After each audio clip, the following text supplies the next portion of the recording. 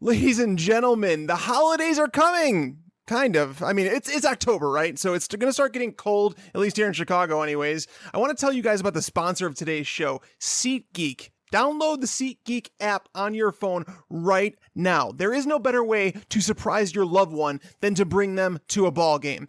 If you're like me, you've probably gone through and looked for tickets to a sporting event or concert only to sit there searching for the best value you can find. It's a process that we spend a lot of time on to find tickets that match our budget. Spend time no more. Download SeatGeek app on your phone. It's by far the easiest way to shop for tickets. With just a few taps, you find seats that will best suit you.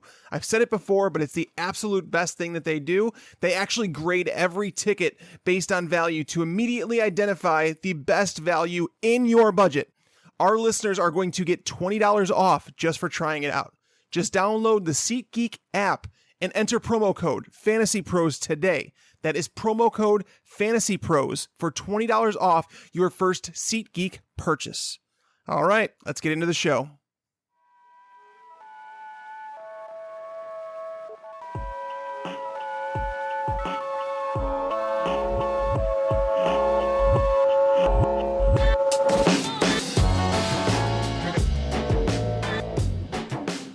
What's going on, guys? Welcome back into the Fantasy Pros Football Podcast. I'm Mike Tagliere, back in the driver's seat for just one, maybe two more shows before Mr. Sylvester joins me again. We've had fun together, though, right? I mean, I've received a lot of nice messages from you guys on Twitter, though some of you have told me that I need to slow down the way I talk, and I'm working on that. I don't know what it is, but I just talk faster on podcasts. If you guys were to meet me in real life, you'd probably tell me to speed up. But speaking of Twitter, you can follow me on there at Mike Tagliere NFL, where I'll try and answer some questions throughout the week for you guys. With that being said, today is going to be a fun show. It is the start-sit episode with a twist. After we go through the most questions, start and sit questions with our guest, we are going to have a segment at the end of the show where I go through and talk about a few of the best buys and sells in fantasy football right now. It's something a lot of people have been asking for, so we're going to go ahead and give that a shot. But first, I want to welcome in our guest, one of my favorites in the industry, and that is CBS sports analyst Jamey Eisenberg. Jamey, how's life treating you now that we're knee-deep into the fantasy season? Life is great, man. It's like you said, we're knee deep in the fantasy season. So what could be bad about that? Yeah, it's true. I mean, we're a quarter of the way through the season, which is kind of nuts. But it's funny. The perception that people have of us in season, it's comical because I have family and friends inviting me to gatherings that I tell them that I cannot attend because it's football season. The response is typically something like, oh, come on, you write about fantasy football. How much work do you actually have to do? But I think that Jamey can speak for both of us. When our wives, our kids, they know the time and effort that goes into what we do. I mean, is it a similar situation with you where your friends kind of give you a bunch of crap thinking that you have it made with the whole fantasy football thing? A little bit. I've been doing this long enough that they kind of understand the drill. Like just for example, I usually play softball on Wednesday nights out of football season. And now as our season opener is tonight. And so I'm missing that, which is frustrating. I'm getting yelled at by my wife as we speak because I thought I'd be doing this from my house. I'm still in our office at CBS Sports. So, just finished our start-sit column here. And so it's a grind. But, if you love what you do and you do what you are, that grind is usually accepted by the people who love you. Amen. I couldn't have said it better myself. I mean, I kid you not, Jamey. I had a doctor's appointment on Monday that I had to be out of the house for 2 hours, and it completely threw off my week. Like I was behind on everything. I needed to stay up till 11, 12 o'clock trying to get some work done while the kid's sleeping. Oh man. But with all that being said, Jamey and I are going to discuss the most pressing questions in fantasy football for week 5, starting at the running back position. Jamey, the player I want to start talking about is Marshawn Lynch. This is a player that we've seen his yards per carry go down every single week, and he now just has 15 carries over the last 2 weeks combined. However, this is a home game against a Ravens defense that just lost defensive lineman Brent Urban for the year, and they've been without Brandon Williams for the last 2 weeks and have shown extreme vulnerability. I mean, we had Le'Veon Bell going for almost 200 yards and 2 touchdowns last week, and one of the beat writers for the Ravens has already said that Williams is almost certainly out for this game. How do you feel about Marshawn Lynch? I think if there's ever a reason to be optimistic about it, this is the week because everything you just laid out, and the biggest thing is, on top of what the Ravens are dealing with, it's what the Raiders are dealing with, that Derek Carr is not going to play. So how do you make things easier on your offense? How do you make things easier on your defense? Is you run the ball, you try and control time of possession. And look, it's been a strange season for Lynch and for the Raiders. He looked okay in week 1. in that game against the Titans on the road. Comes back week 2 against a Jets team that I think has proven to be better than what they were in the first couple of weeks, but still not a very good defense. And, you thought that maybe he would have a monster game, but they kind of pulled back the reins a little bit, certainly with him. The last 2 weeks have just been a disaster. The Denver game was going to be tough. The Redskins game was a little bit of a surprise, but game flow kind of took him off the field. And so if this was your, I don't know if it was their prize off-season acquisition, but it was certainly something that has been one of the feel-good stories of Oakland, given the fact that they're leaving the city after this year or the next couple of years. This is why you bring that guy back, to carry your offense in a time of need. And so if it does not happen for him this week, I think you're going to see him cut in a lot of leagues. Yes, I actually would agree that he would be a cut candidate, but I am actually going all in on him. I think that Lynch has looked solid in the time that he's had. It's just they haven't had an opportunity to get him out there to grind out a game. The Jets, they pulled him early. It was kind of like somewhat of a blowout. This game against the Ravens, they know it's a must-win for them with Derek Carr out of the lineup. The only way that's going to happen is putting the ball in his hands, not E.J. Manuel. So I actually, as of right now, I have Marshawn Lynch as a top 10 running back for this week, and I'm not going to be shy about using him in DFS. Another player that's in the same territory, I mean, not for me, but people are ranking him on the borderline. That's Frank Gore. This is a game against the 49ers. This is has the whole revenge narrative. I don't know if you buy into that sort of stuff. I'm not one of those people, but at the same time, the reason I have concerns about Gore is that he lacks involvement in the passing game. This is a Colts team that simply isn't good enough to put him in a lot of scoring positions. He's going to concede some of that goal line work to Robert Turbin. They've been involving Matt Jones recently. There's a lot of questions, but if someone has Frank Gore, should they be starting him this week? I think so. Biggest thing for me is Ryan Kelly's going to play this week, and so that helps that offensive line tremendously. I would agree with you on the whole that he's typically not involved in the passing game, but last week 3 catches, and so maybe they realize that they do need to have that involvement with him because for the course of his career, he's been a decent receiver out of the backfield. So you look at his 2 home games, they've been ugly, but he's gotten you 10 or more fantasy points in a standard scoring format, certainly in PPR leagues. And so I think, again, with what we're dealing with Dalvin Cook and Chris Carson out, with the 4 teams on a bye week, Frank Gore looks more attractive this week than he probably would most situations. So yes, it's not exciting or probably makes you feel good to put Frank Gore in your lineup, but I think for this particular week, you might have to. I'm going to throw a hypothetical out there. Let's say someone has Frank Gore. They haven't been happy. They hit the waiver wire this week. They grab Latavius Murray. Latavius Murray going to be playing on Monday night against the Bears. You have to figure that game script should be in their favor. The Bears, not a really impressive team. Mitch Trubisky should hopefully, turn that offense around a little bit. But we have to assume that the game script would be good for someone like Latavius Murray. Would you start Latavius Murray over someone like Frank Gore this week? Yeah, that's one scenario where I would. And you can make an argument that if Alex Collins is going to start again, that's another guy that I would consider over Frank Gore, just because similar to what you just said, game flow should be potentially in the Ravens' favor, with the quarterback situation in Oakland. Throw out everything we just said about Marshawn Lynch. But, I think you're looking at those 2 guys, and if you were to say Ty Montgomery and Jamal Williams are out, which is not the way that it's trending, that Aaron Jones would be somebody that you could start over Frank Gore. But I think, again, just looking at what is on the table for the entire league and for what Gore has in front of him, he's not as ugly and the warts aren't as bad as they typically are. Yeah, I can't see Ty Montgomery playing this week. I know he practiced on a limited basis like this week, or already today, but I can't see it happening. Jamal Williams returned to a full practice, which is kind of blowing my mind because I was all dead set on using Aaron Jones as an RB2 this week, and I really hope that I get a chance to because I really need him in one league with bye weeks. Yeah, me too. One I don't want to call it a timeshare because it hasn't really been a timeshare yet, but the Browns, Isaiah Crowell, he was a guy that I always said that he was he's just good enough to get what's blocked for him. And we figured that the Browns offensive line was going to be one of the top 5 in the NFL. The continuity hasn't really been there because I think there's 3 new parts on it. So obviously that can take some time. But where are you at with Isaiah Crowell? Is he someone that you have to bench against this Jets team that we talked about over the last couple of weeks against Fournette and Jay Ajayi? They've held them to just 2.9 yards per carry. What do we do with Crowell? He played a season low 22 snaps last week. Yeah, I think it's kind of similar to Frank Gore. And how many times have we seen the Browns favored this year? And they're favored at home. And so the Jets, I think they've done a nice job.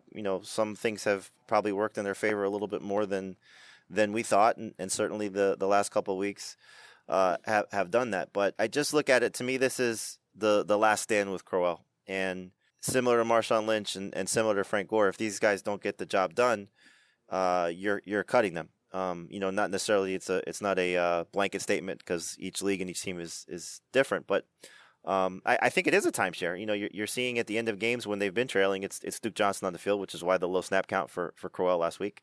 But I don't see the Jets as limited as the Browns may be, that the Jets are going to run away from this game on the road.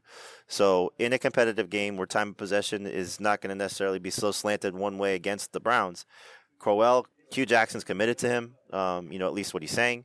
And so if the game goes the way it potentially should, this could be a game where you can actually use Crowell with some semblance of confidence. I agree with you. I actually have him as a low-end RB2 this week, thinking, and right where you're at, just saying that if he doesn't get it done this week, it's kind of over. There is no better situation for him. He didn't get it done back against the Colts when they played, and they were a favorite in that game, I want to say, too. So it's really odd to see the season play out as it has, because Crowell was being drafted in the 3rd, 4th round by a lot of people expecting, that workhorse role. Going down a little bit, tomorrow night we have the game with the Patriots and the Bucs. Doug Martin is off suspension. Would you trust him in your lineup, or do you think that Jacquizz Rodgers is still going to be carrying the load until Doug Martin can get his legs underneath him? I would probably stay away from both of them, just given the scenario of one taking away from the other and not knowing which one's going to be better.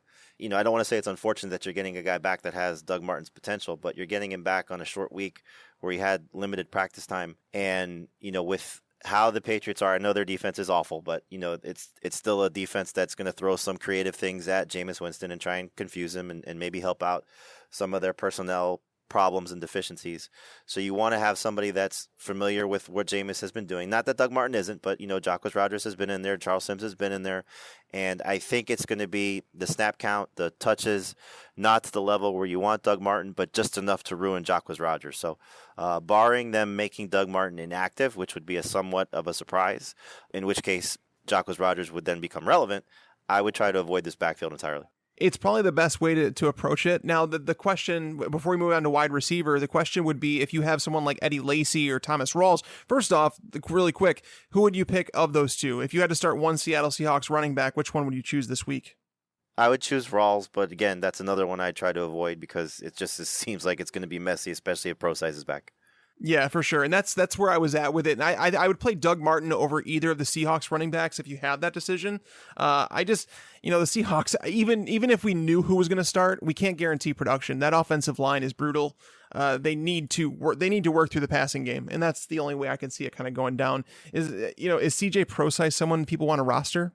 Maybe in PPR leagues, but, we've been saying that since the preseason, and he can't stay healthy, and even when he's healthy, this isn't a team that typically throws to its running backs a lot. The touchdown to McKissick last week, he's clearly more of a receiver / running back than running back / receiver. So I don't know if you want to say CJ Prosise is going to be the one to take over this backfield, but Rawls has a hard time staying healthy. Eddie Lacy, busted up his ankle last year and missed the majority of the season. So Prosise could be somebody we're talking about in a few weeks. But for right now, I think he's third at best. There you go. All right. So I'm going to get it right out of here. Just like the elephant in the room. Amari Cooper, what do we do with him? You can't start him. If you cut him, he's going to get picked up immediately. My colleague Keith Cummings in a 10-team league where Cooper was cut, and he was saying, okay, how much fab dollars do I spend on him? Is it 20%? Is it 30%? I would still put him in the buy low category just because when Carr comes back, there's still the potential that he's going to hopefully fulfill as a third-year receiver and, showing the 1,000-yard campaigns each of his first 2 seasons. But to me, the drops are a little bit irrelevant. Every receiver goes through periods like this. It's just been a little bit magnified because they've happened to him so much in the early part of the year. But is Carr going to be back at 100%? Is Cooper going to be, confident enough at that point that he's still going to put up decent stats? So I think he's just somebody that you just have to bury on your bench, and hopefully there's a 2-week absence for Derek Carr, not a 6-week absence. Yeah, no, it's a scary thing. So here's the deal. I've talked about it with Mike Williams when he was hurt in the preseason about his back and the injuries that I was hearing that he had. And I've gone through multiple back injuries. And one of the injuries I did have is I did have a fractured vertebrae. And it was really painful when it happened. I mean, my dad, it was back when I was younger. My dad had told me that he thought I just pulled a muscle. He's like, oh, you'll be fine. I woke up and I could barely walk.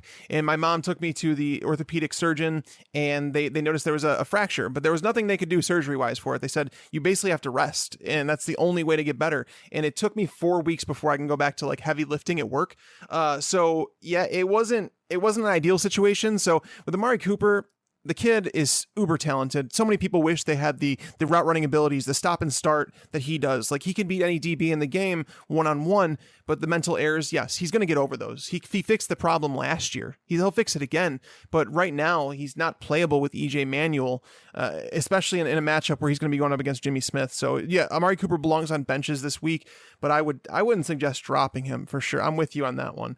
What about Tyrell Williams? Tyrell Williams and the Chargers is going to be playing the Giants this week. Are you worried? So Keenan Allen obviously plays a slot a majority of the time. He'll see Dominique Rodgers-Cromartie most of the time. Janoris Jenkins, they used him to shadow Marvin Jones. Do you think that they're going to use him to shadow Tyrell Williams, or do you think he's just going to play sides here? I mean, see how the game goes. He may just start on the side and, see if they're going to use Benjamin as a decoy, send him on a bunch of, fly routes and get Jenkins out of there. It would make sense if Jenkins spends time on Tyrell Williams, but with the way that this receiving core is and how good the tight ends are, maybe it's time they start putting Jenkins on a tight end, because they can't defend that position at all. I wouldn't trust Tyrell Williams this week. He's had one big play, in 4 games. And this was the fear, was that Allen back, the tight ends involved, Melvin Gordon involved, a healthy Travis Benjamin for whatever targets he's going to get during the course of the game. And you still have the looming threat of Mike Williams down the road. So Tyrell Williams to me is, if you could flip him for something now's the time to do it, because he's not going to play well this week. And you probably missed your window after having this big game last week against the Eagles. Love the call. One player I'd start over him this week, Devin Funchess. He now has 25 targets in 3 games since Greg Olsen went down, putting him squarely in the wide receiver 3, wide receiver 4 conversation, especially considering that I would assume that Kelvin Benjamin is going to get shadowed by Darius Slay this week, which means Devin Funchess will match up with Nevin Lawson, who is a 5'10 cornerback who allowed 5 touchdowns on 68 targets in coverage last year. Funchess comes with some risk, obviously, with Cam Newton being as streaky as he's been.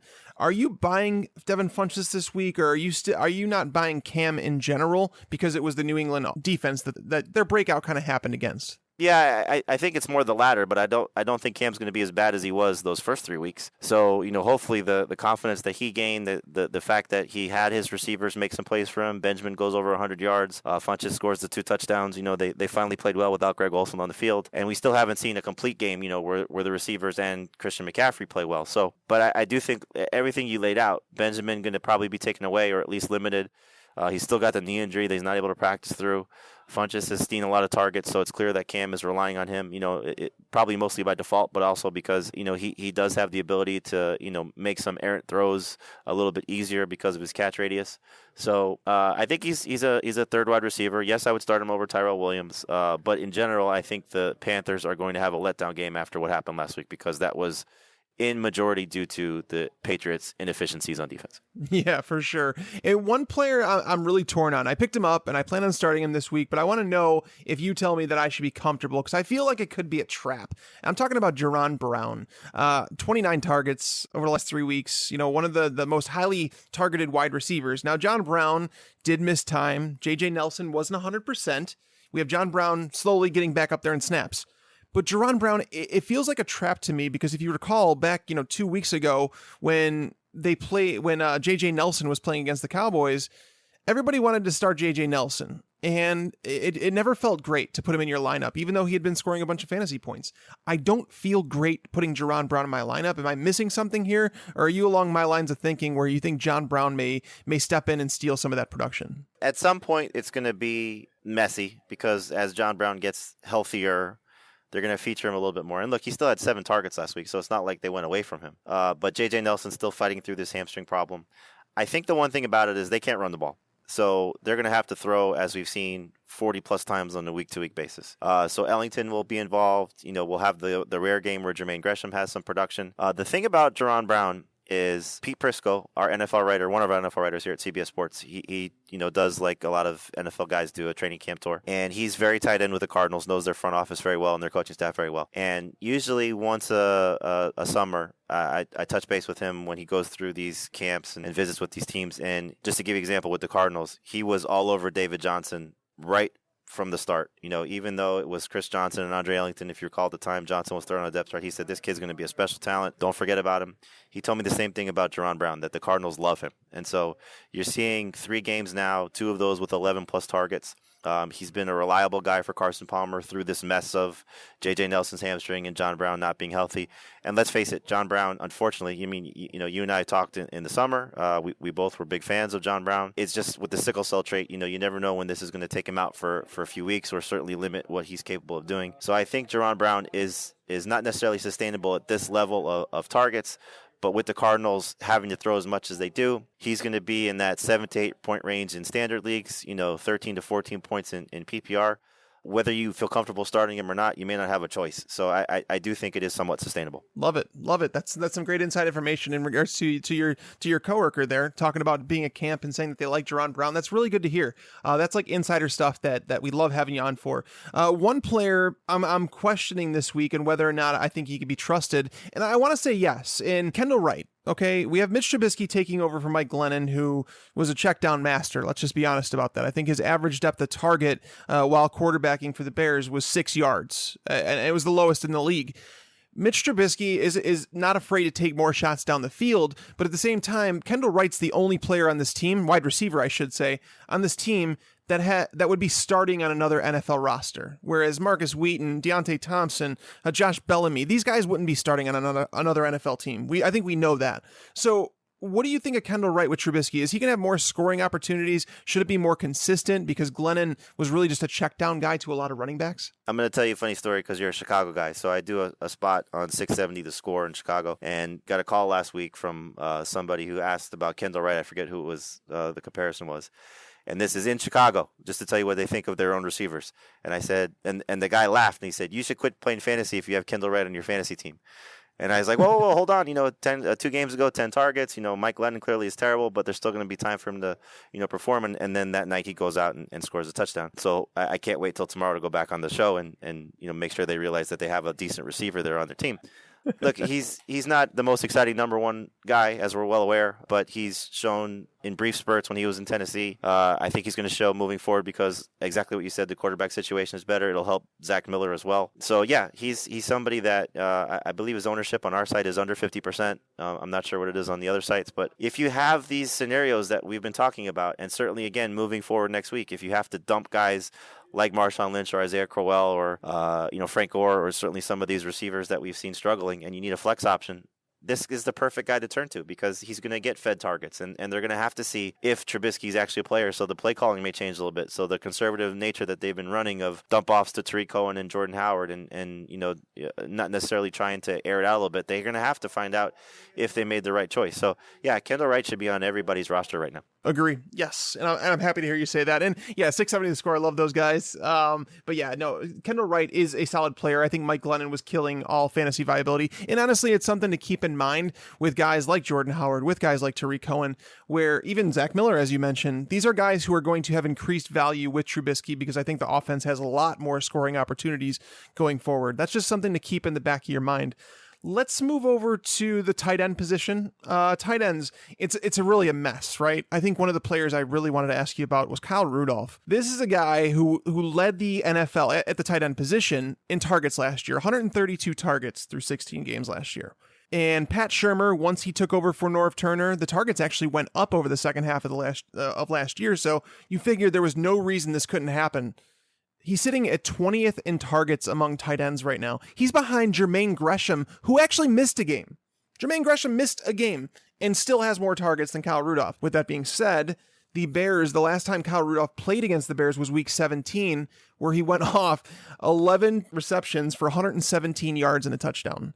What's your take on Kyle Rudolph? If someone owns him and, say, someone like Evan Ingram, who do they play? Well, I mean, it's almost exactly what you said. The targets are in Evan Ingram's favor, and the targets are certainly not in Rudolph's favor. Ingram's got 25 targets over his last 3 games. I mean, Rudolph has got to be walking by the training room every week, every day, and saying, "Hey, Sam, you okay?" I mean, since Case Keenum's took over in week 2, the production's gone down. And even week 1, you thought, okay, this is a bad game for Rudolph. 3 catches for 26 yards on 3 targets. You think, but he scored a touchdown, so you take it. It's been awful, and look, the Stephon Diggs and Adam Thielen owners will tell you, well, yeah, stay away from Kyle Rudolph because Keenum's focusing on those guys so much, and you're enjoying that production. So I don't know how you could trust them. And look, yes, the Bears don't necessarily have the best defense, but outside of the two big plays to Austin Hooper, the tight end production against them has been minimal. So I don't know if you could, look at it and say, if you're staring at your waiver wire, and obviously each league is different what's available to you, but if Cameron Brate's still out there, or Austin Seferian-Jenkins is still out there, or if you're lucky enough that an Evan Ingram is still out there, you have to buy into the guys, the first two, because they have great matchups, Brate against the Patriots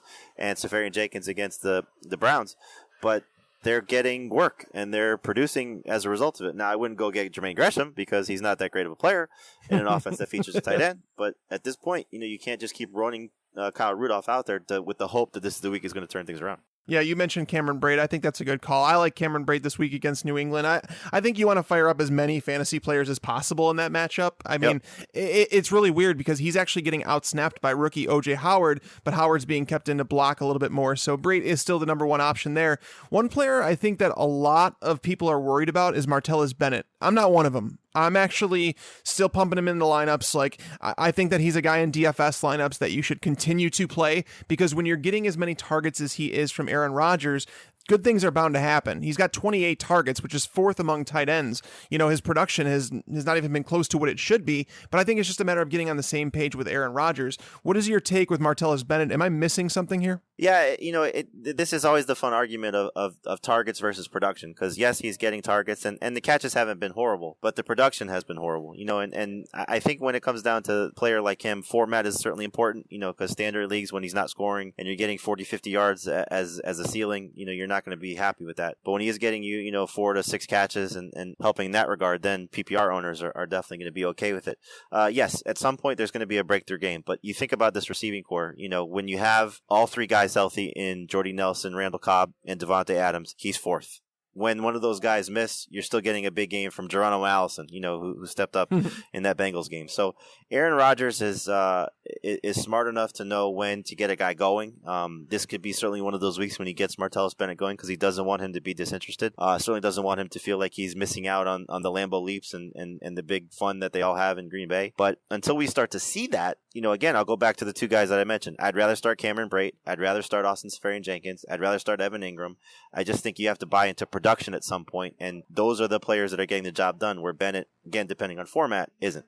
Yes, Seferian-Jenkins, I'm so happy you brought him up. Like, if you're sitting there and looking for a tight end, you're frustrated, maybe you have Jack Doyle, maybe you have Antonio Gates, whoever you have, Austin Seferian-Jenkins, this might be the 1 week where I feel confident saying he's a tight end 1. Going against the Browns, over the 4 games for the Browns, they've allowed Jesse James 6 catches, 41 yards, 2 touchdowns. Ben Watson, 8 catches, 91 yards. Tyler Kroft last week, 6 catches, 68 yards, 2 touchdowns. Seferian-Jenkins has 10 targets since coming back the 2 games from his suspension, which trails only Robbie Anderson on the team, so they obviously have him involved in the game plan. I think Austin Seferian-Jenkins is a fantastic streamer at the tight end position. And let's just touch on the quarterback position real quick before we got to get out of here.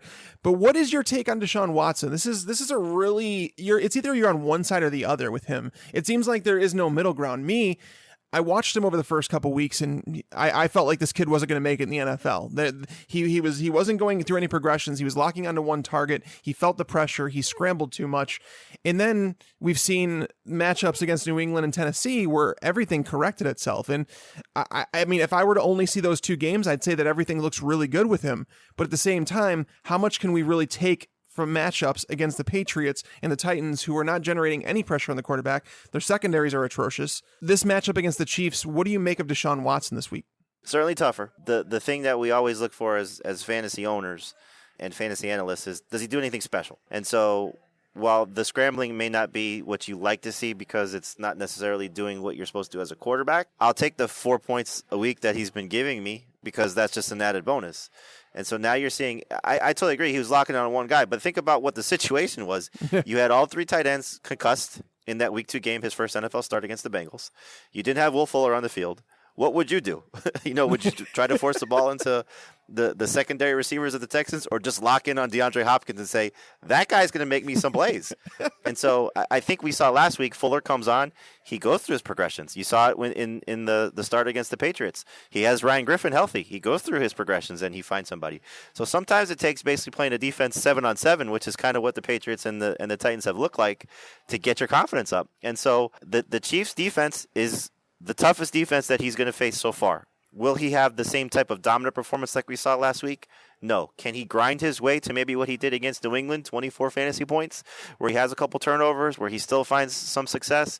Look, it's a short week for the Chiefs. They have to go on the road. I don't know if I want to say like I'm on the side of the fence that's Deshaun Watson's going to the Hall of Fame, but I'm on the side of the fence that with Derek Carr and Marcus Mariota injured, with Drew Brees and Matt Ryan and Kirk Cousins and Trevor Siemian on a bye, if I have Deshaun Watson, I'm happy about that. So I'll start him this week. I'll take the potential lumps that may come with it, but I do know that, from what I've seen from him in college, from what I've seen from him in his short NFL career, until the clock strikes zero, he's going to try and get you as much production as he potentially can. And he's got now a receiving core, I think, that is certainly more competent and more talented than maybe we thought going into the year based on how Brock Osweiler ruined it a year ago. So I'm starting him, and I'll take the lumps if they may come. They have to get their left tackle, Dwayne Brown, back. He's still holding out. He's saying he's willing to hold out the entire season. If they get him back, it could really help solidify that offensive line. And that's my concern about Watson, is that he gets happy feet. He moves around too much. He feels pressure. That's my concern. But this week, I do have him as my number 9 quarterback right now. I think because of all those bye weeks and everything, that in my primer that I'm writing, it's coming out tomorrow. It basically says, if you're just trying to decide between Deshaun Watson and someone else's that is in that, that borderline QB1 range, I'd go Watson because we know the upside is higher. One player that I think everybody's going to throw up when I mention, but I have to mention it because when you're playing against the Tennessee Titans, anything can happen, right? Jay Cutler has looked, I think we can all say, awful. There's really no other way to put it.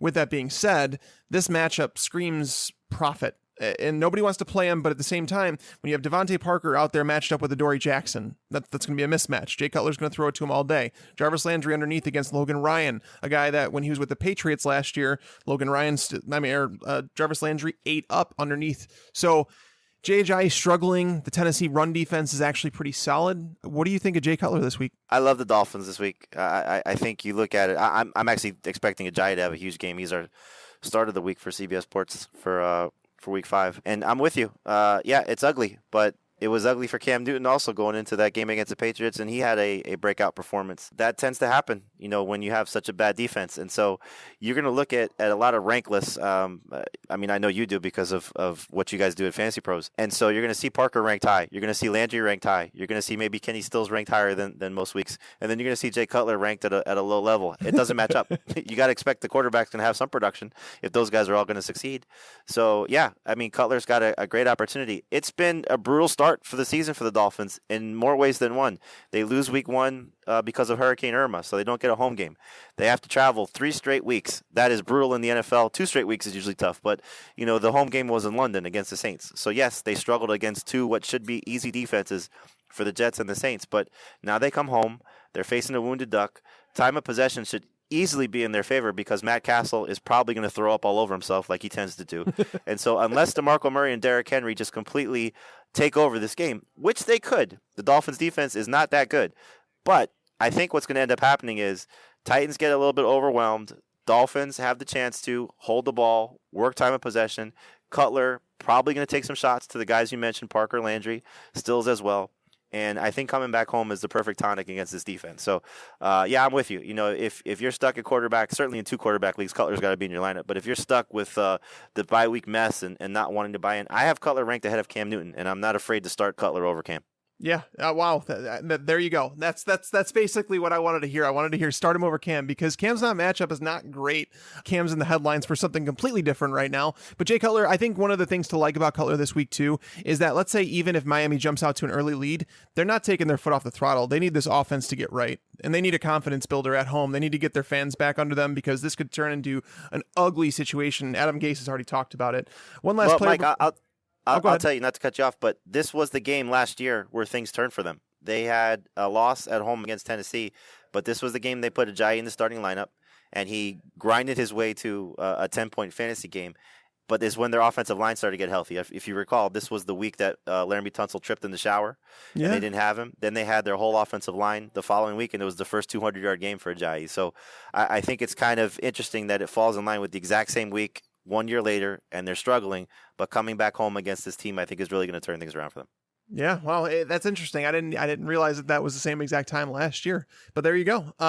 One last player before we get out of here, Jamey. I wanted to ask you about, what if someone has Phillip Rivers playing at New York this week? Would you rather play Jay Cutler over someone like Phillip Rivers? I would, but here's the one thing about Rivers that makes me a little bit nervous, and it worked out for Jameis Winston last week.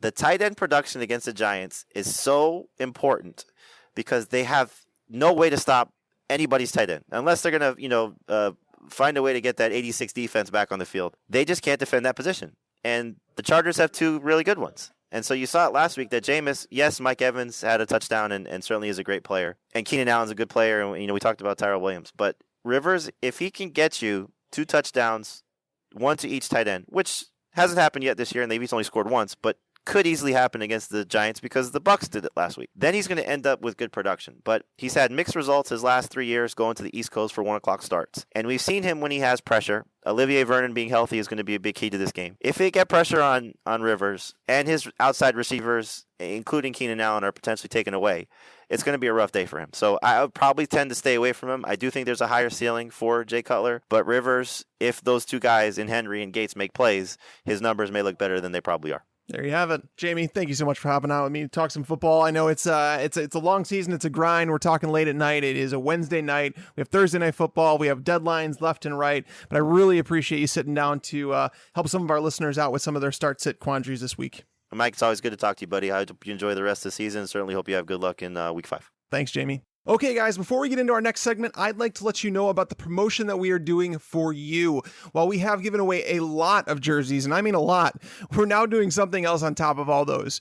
Between the time you're listening to this and next week, we are going to be giving away 2 upgrades to our Hall of Fame membership on Fantasy Pros. That includes everything that we offer: My Playbook, Sit Start Assistant, Waiver and Trade Assistant, DFS tools, everything, guys.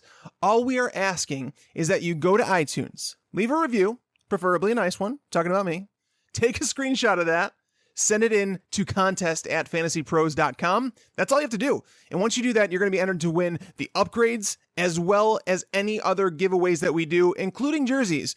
Oh, and the winner of the Mike Evans signed jersey is Mike L. I can obviously not say your last name for good reason, but if your name is Mike L., check your email because we have notified you of your new Mike Evans signed jersey. And now, guys, it's time to get into the buy and sell segment by yours truly.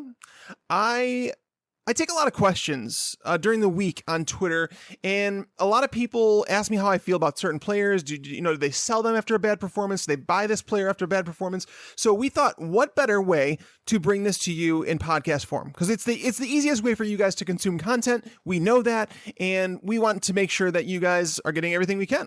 If you guys do enjoy this segment, let us know at Fantasy Pros on Twitter, and maybe we'll keep it around next week.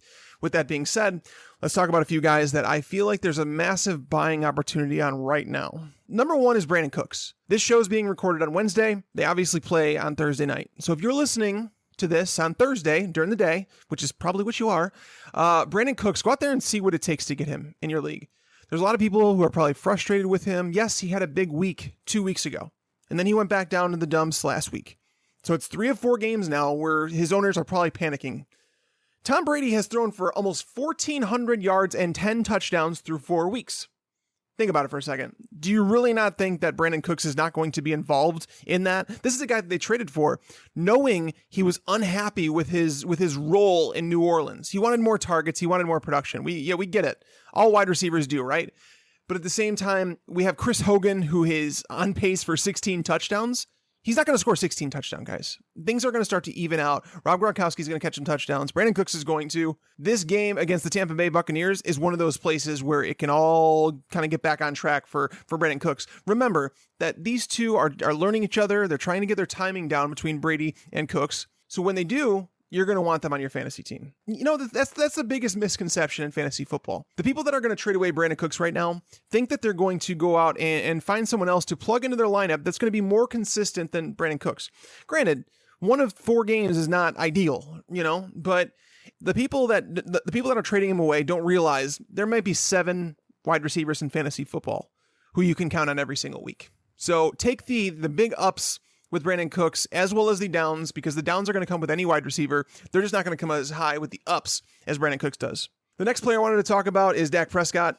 Judging by how many sit-start questions I get on Dak, I know that he's a buy right now because people are still asking me whether or not they start him. If you drafted Dak, you don't even need a backup quarterback. Since his NFL debut, Dak Prescott has had 2 games in which he totaled fewer than 15.9 fantasy points. Think about that for a second. Just 2 games to start his career. That's excluding the Week 17 game against I think it was the Eagles. I think it was in Week 17 where they played him a quarter and they pulled him. He still had a decent game for that quarter that he played or whatever.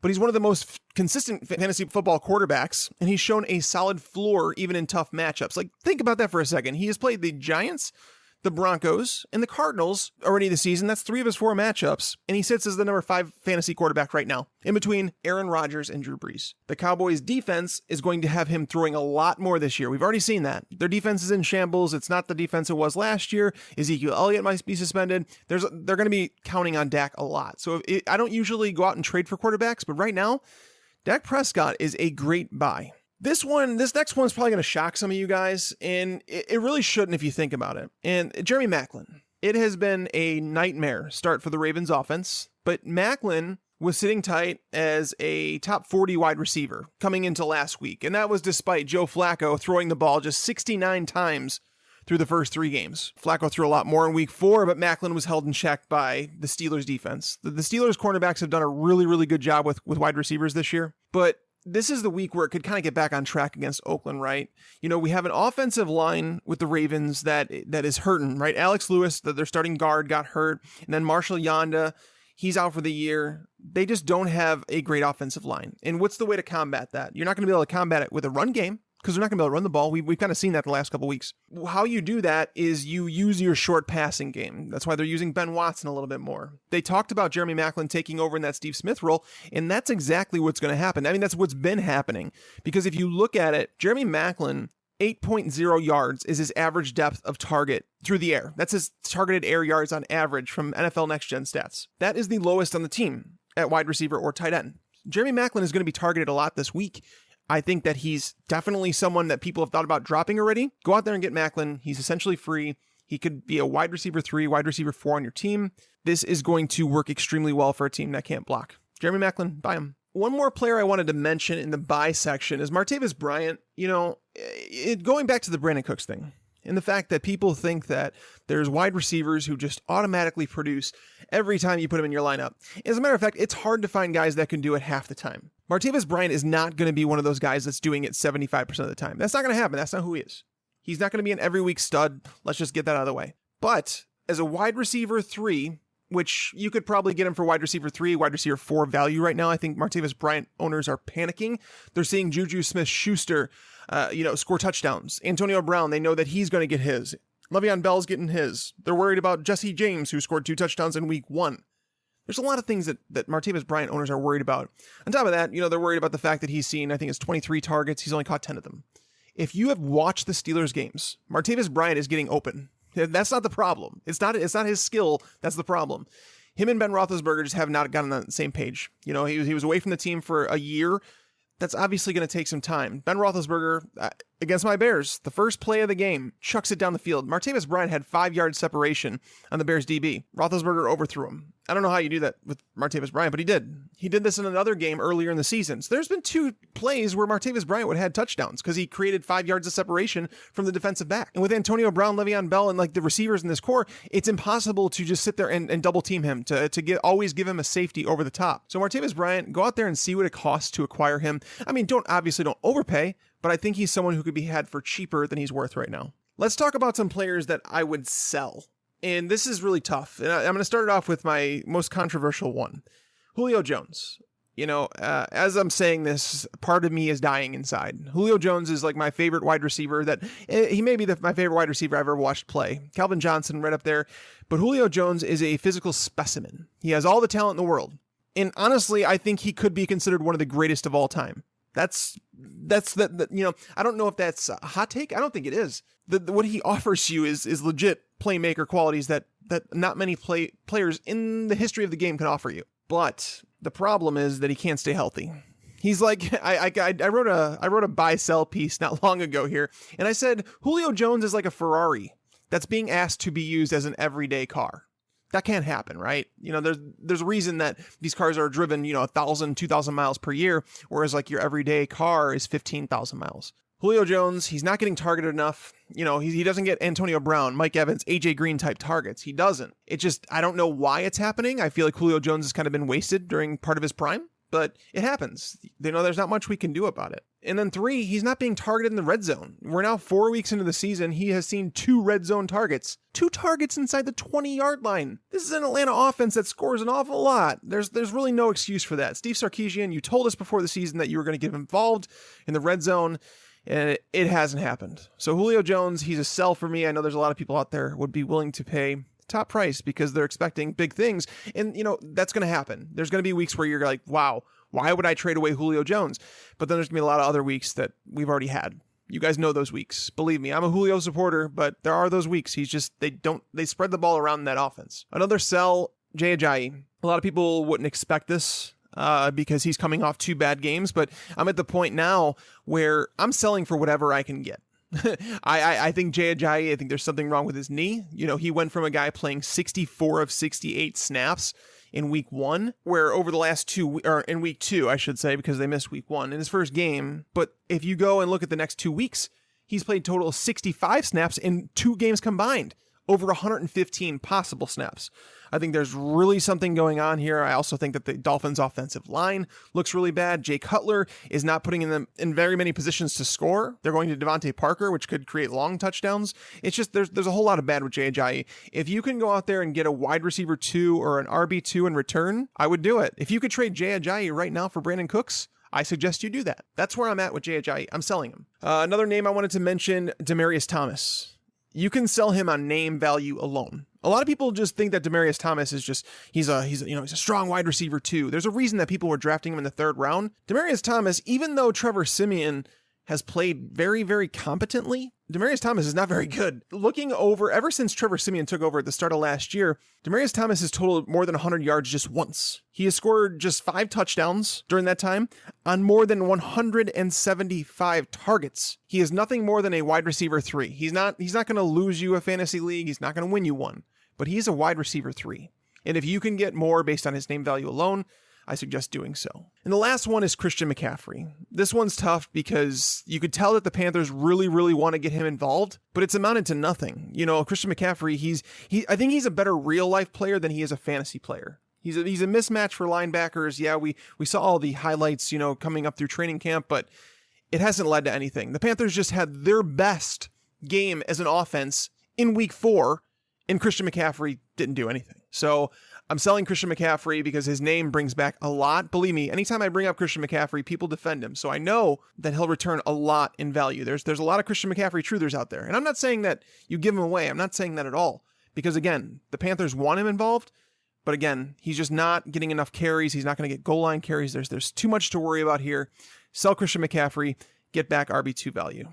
Thank you guys for listening into this segment. Hopefully you guys enjoyed it. It was fun for me. I got a chance to talk about some things that we don't usually talk about in the podcast. So if you guys enjoyed it, again, hit us up on Twitter. I am at Mike Tagliere NFL. Then we also have at Fantasy Pros.